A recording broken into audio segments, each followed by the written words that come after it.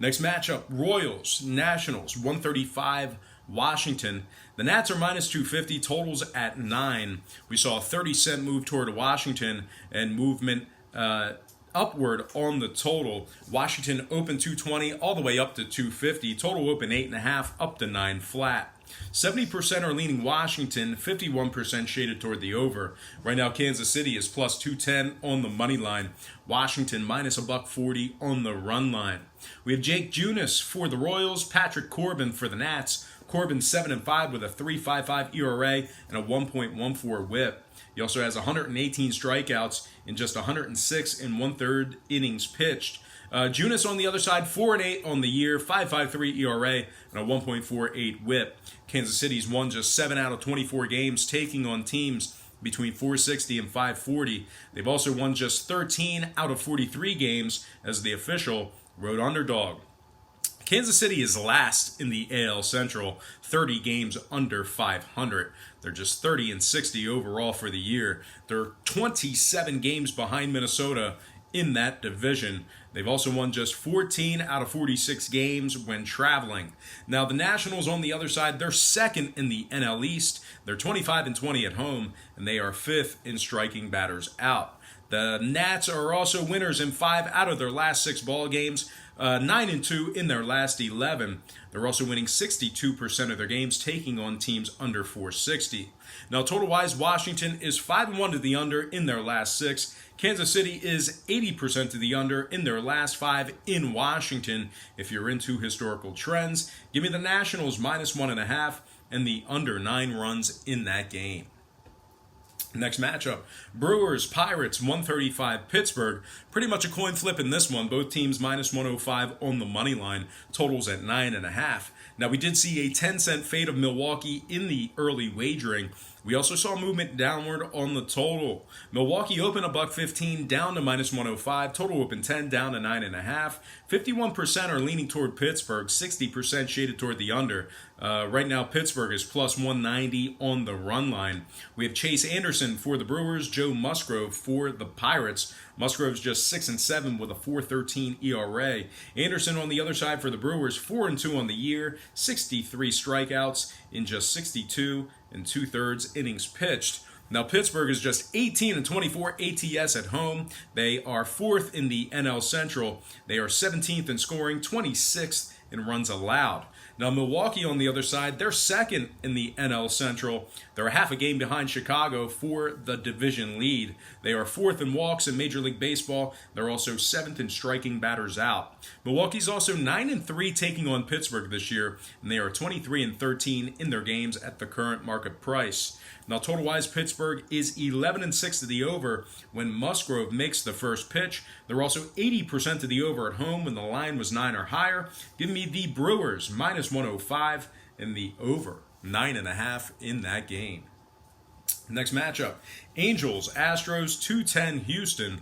The Astros are minus 165, totals at 10. We saw a nickel move toward Houston and movement downward on the total. The Astros open $1.60 up to 165, total open 10.5 down to 10 flat. 60% are leaning Houston, 67% shaded toward the over. Right now, the Angels are plus 145 on the money line. Houston plus $1.10 on the run line. We have Jose Suarez for the Angels, Jose Urquidy for the Astros. Urquidy comes into this game with a 4.91 ERA and a 1.91 WHIP for the Astros. Meanwhile, on the other side, Suarez for the Angels is 2-1 on the year, 26 strikeouts in just 25 innings pitched. The Angels are 9th in hits allowed, 8th in road walks. They're also 3-2 when Suarez makes the first pitch. They also rank 1st in strikeouts at the plate, which means they don't strike out a whole lot. Total-wise, the Angels are 5-0 to the over when Suarez makes the first pitch. Houston is 3-1 to the over, taking on the Angels. Give me the Angels plus 1.5 and the over 10 runs in that game. Next matchup, Cubs, White Sox, 210 guaranteed rate field in Chicago. The Cubs are minus 185, totals 10.5. We saw a real big move on the money line in this one, 40-cent move toward the Cubbies. We also saw movement upward on the total. The Cubs open $1.45 up to minus 185, total open 10 up to 10.5. 66% are leaning Cubs, 69% shaded toward the over. Right now, the White Sox are plus 165 on the money line. The Cubbies are minus a $1.20 on the run line. We have Kyle Hendricks for the Cubs, Ivan Nova for the White Sox. Hendricks is 7-6 with a 3.45 ERA and a 1.16 WHIP. Nova is 3-7 on the year with a 5.92 ERA and a 1.56 WHIP. The White Sox are just 17-27 against the spread at home. They're also winners in just 24 out of 60 games as the official Vegas underdog. They're 13.5 games behind Minnesota in the AL Central.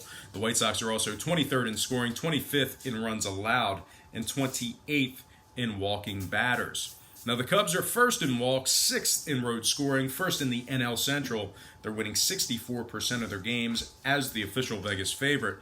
When it comes to the total, the Cubbies are 73% to the over in their second game without a day off. The White Sox 12-5 to the over when Nova makes the first pitch. I'm going to lean Chicago Cubs minus a $1.85 and the over 10.5 in that game. All right, next matchup, we have Rangers taking on the Twins. 2:10 Eastern first pitch in Minnesota. The Twins are minus 200, totals 10.5. We did see a nickel move toward Minnesota and movement upward on the total. The Twins open 195 up to minus 200. Total open 10 up to 10.5. Texas is plus 170 on the money line. Minnesota minus a $1.10. Minnesota minus 110 on the run line. We have Jose Leclerc for the Rangers, Kyle Gibson for the Twins. Texas is 6th in scoring, 26-17 against the spread away from home. Minnesota is just 4-5 in their last 9. They're also just 3-6 in their last 9 games on a Sunday. Bizarre stat there.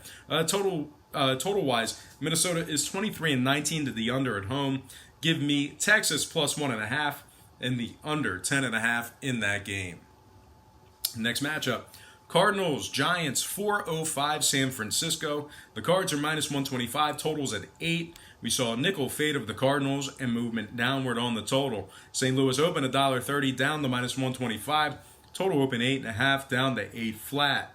51% are leaning Cardinals, 66% shaded toward the over. Right now, the Giants are plus 105 on the money line. St. Louis plus a $1.25 on the run line.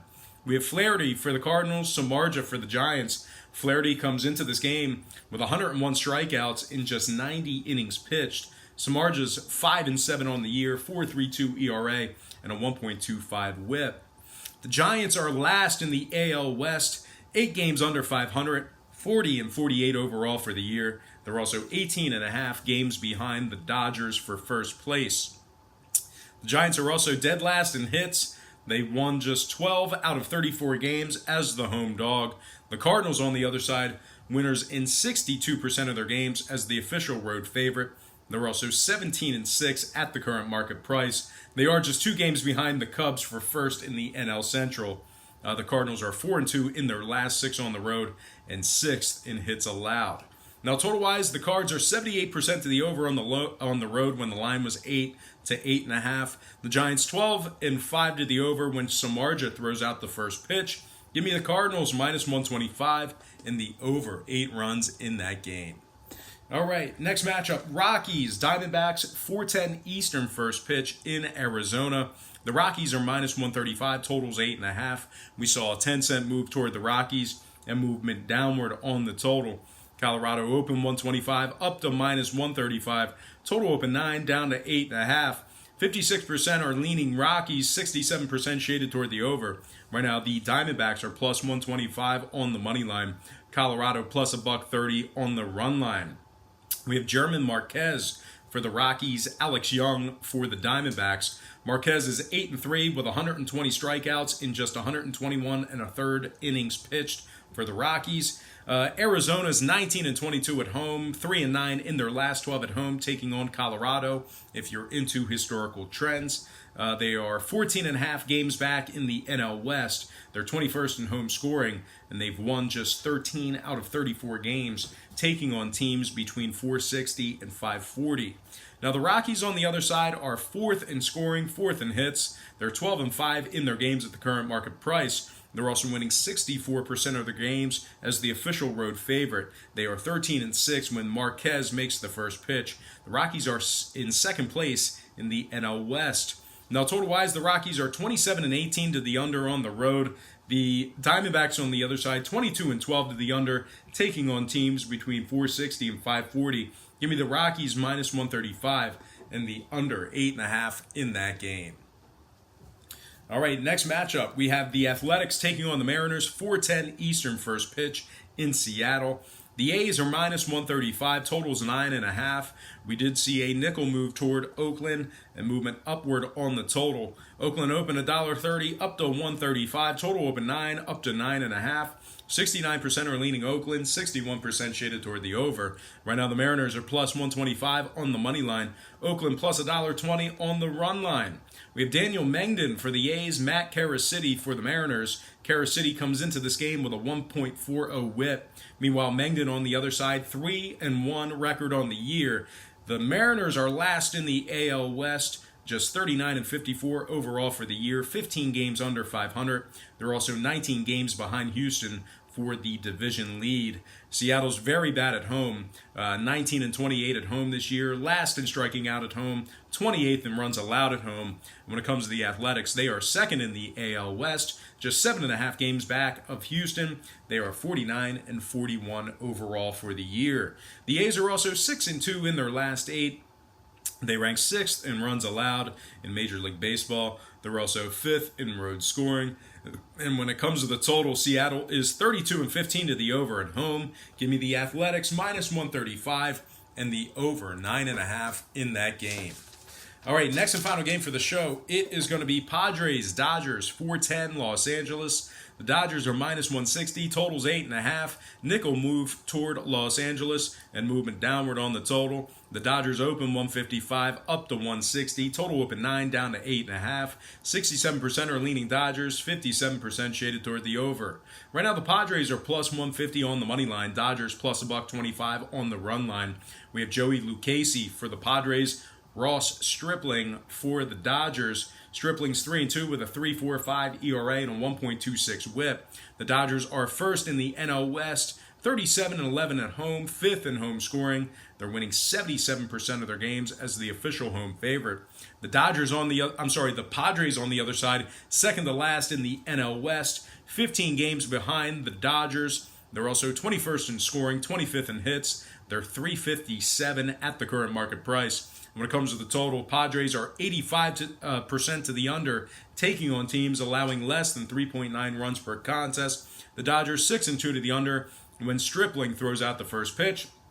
Give me the Dodgers minus 160 and the under 8.5 runs in that game. Let's go ahead and get into some shout-outs brought to you by patreon.com/BrockPage. Shout out to Ulysses Hayes, Stephen Lewis, Bo Dunn, Will Smith, Mike Wilkerson, Blown Stallone, The Overseer, Chris Gonzalez, Proline Master, Lance LaRose, Chuck Pinter, Pappy Longwood, Carlos Hidalgo, representing Liberal Kansas, and last but certainly not least, my man Andre Danchu.